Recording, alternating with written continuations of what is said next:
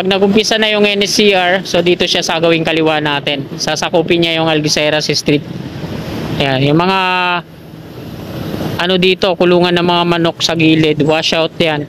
Matik yan. Ito yung outpost ng nagbabantay dito sa PNR. Inakala ko dati na dito hilera, diretso yung on-ramp. Pero nagkamali tayo. Lumi siya dito, no? Pumasok siya dito sa Antipolo Street sa loob. At ito nga yung kukunan natin ngayon. So dito tayo sa may outpost para di tayo masita. So nandito na tayo mga kasikap. Ito po yung pavement. Mula dun sa taas, yan yung rampa. Patag na siya, may base course na siya na nakalatag. Tapos nilagyan nila ng rebar dito. So ano kaya ang purpose ng rebar na to dito, no? Tapos meron siyang parang estero dyan, no? Kanal, daanan ng tubig. Mula naman dyan, ito meron ng mula dun pala dun sa may rampa, meron na siyang parapet wall diretso dito. Ayan. Meron siyang parapet mula dito, no? Ito yung Fajardo Street. Maraming mga pinolik board dito. At ayan, papakita ko sa inyo, no?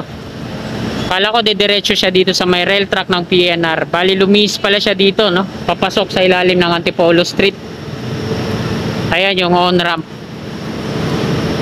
So yung mga sasakyan na yan, galing dyan, pagpakyat sila ng NLEX connector patong Magsaysay, kakanan sila dito, ay kakaliwa pala at didiretso dito sa rampa. Ayan naman yung off-ramp sa ngayon, patungo yan dun sa SH Loyola. Bali yung bababa ng SH Loyola, pwede silang kumanan patungo doon ng labas din nila Espanya, at pwede rin naman dumiretso sa ilalim ng Antipolo Street doon sa may Espanya Boulevard.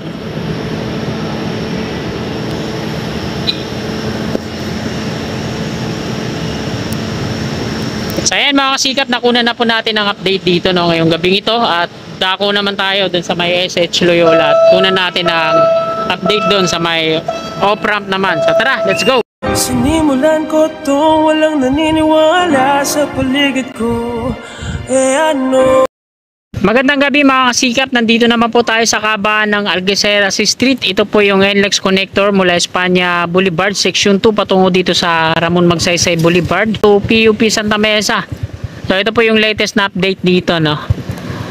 Ito yung viaduct ng NLEX connector, at ito, di pa natatanggal yung mga suporta na nandito sa may parapet wall sa gilid, no. Dito naman sa baba, ito ginagawa nilang parking, at yung mga heavy equipment nila, mga materyales ay nandito sa ilalim.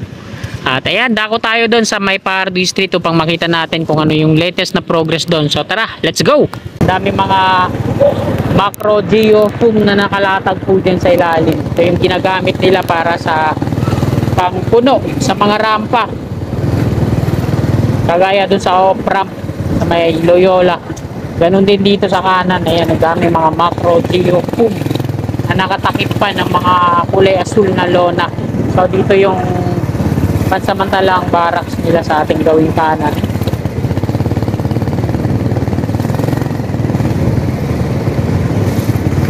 Dito namamalagi yung mga workers. Mga malalapit lang dito, mauwi sila, pero yung mga malalayo yung lugar, kagaya sa mga probinsya, ay dito sila namamalagi, no? Ayan yung on-ramp na Fajardo Street. Kaya dito, no, kita na yung parapet wall niya at yung rampa. Ayan yung on-ramp dito sa gawing kaliwa natin, no. Kita na yung rampa niya pababa at yung parapet wall niya. Makinis na, wala na mga suporta. At doon naman sa viaduct sa taas ng NLEX connector, ang gaganda ng mga street lamps. Ayan, no, mga lamp post niya, no.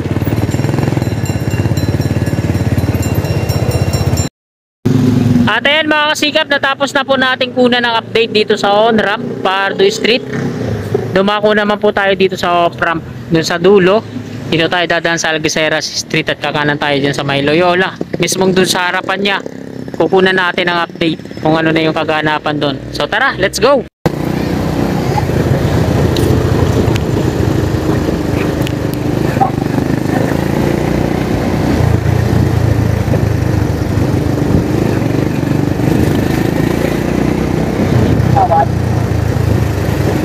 Kakanan na tayo dito mga kasikap. Ito na po yung kahabaan ng SH Loyola.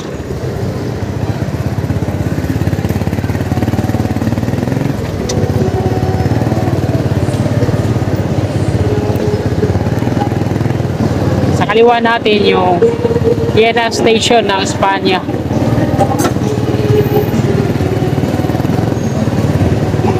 At dito po tayo pupwesto. At nandito na nga tayo sa mismong harapan ng off-ramp. Ito yung kahabaan ng SH Loyola, no? Diretso doon, tapos pagdating natin doon sa may kanto, kakaliwa naman palabas ng Espanya. At ito naman yung diretso patungo doon, palabas ng Espanya, na dadaan dito sa ilalim ng viaduct ng NLEX connector. Espanya Station naman sa gawing kaliwa natin na PNR. At dito nga tayo kukuha ng update mga kasikap. Mula dito sa kinatatayuan ko, ito na po yung pavement niya. Naglagay sila ng drainage dito sa gawing kaliwa. Itong mga river na to para sa parapet wall patungo dun sa rampa mismo. Mula dun sa rampa pababa dito, medyo malalim pa, no? Meron pang mga nasa mga 1 metro yung lalim. So tatambakan pa nila to ng base course kung di ako nagkakamali bago nila final pouring. Diyan yung barracks nila sa ilalim ng viaduct ng NLEX connector. Antipolo Street po yan, palabas ng Espanya Boulevard. So medyo maingay dito, no? Sana hindi tayo makapiright para sa Christmas yung tugtugan nila dito, no? Dito sa kaliwa natin, ayan, mga lupa pa.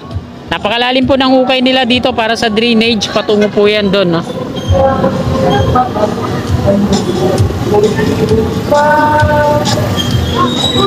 So nakuna na po natin ang update dito mga kasikap. Huwag na po tayo magtagal kasi makaka-copyright po tayo. Ang daming tugtog. So wala dito sa off-ramp ng SH Loyola, no? Bye-bye natin patungo doon. Itutour ko kayo kung saan kumakaliwa at palabas ng Espanya. Tara, let's go! So ayan mga kasikap, mula dito sa likurang bahagi po natin, ito po yung off-ramp dito sa SH Loyola, no? Kung kakanan kayo o hindi kayo didiretso doon sa ilalim ng Antipolo Street, pag kumanan kayo dito, ito po yung dadaanan nyo, no? Kaka-aspalto lang din po niyan dito. Yan. Pagdating nyo po dito sa may kanto na to, kung patungo kayo ng Quezon Avenue o kakaliwa po kayo dito, no? Pwede rin kayo dumiretso at pwede rin kayong kumanan, no? Ayan, may nakalagay na signboard na doon, Quezon Avenue. Ito yun, kakaliwa tayo. Tapos pagdating natin dito sa Espanya, kakanan naman tayo din sa may stoplight. Unlike kung doon kayo dire-diretso sa may Antipolo Street, ilalim ng viaduct ng NLEX connector, kung patungo din naman kayo ng Quezon Ave, eh, mas makakatipid po kayo ng oras doon at less traffic na rin po. Para po dito, nakalagay dito no right turn on red signal. So mag-aantay po talaga kayo na mag-green yung stoplight na yan. At pakanan po yung Quezon Ave.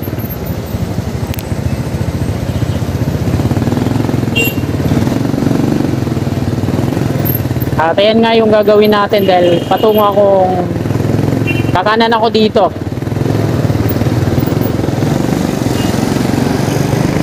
Ito na po yung Espanya Boulevard patungong Quezon Ave. Pero hindi po ako didiretso doon dahil patungo ako din dito sa Tawid, sa may Blooming Treat Road. Patungo ako ng Laloma at Balintawak. So dito pa lang mga kasikap, mag-u-turn na ako. Yan, habang haba na po ito na Blooming Treat Road. Ayan yung pakanan patungong Quezon Ave. At ito mga kasikap, kabaan na po ito ng Blooming Treat Road. boundary po no ng Manila at Quezon City. So ito yung linya sa gitna ng highway. Dito sa kanang side po natin, Quezon City na po yan. At dito naman sa gawing kaliwa natin, yan, Manila po yan, Blooming Treat.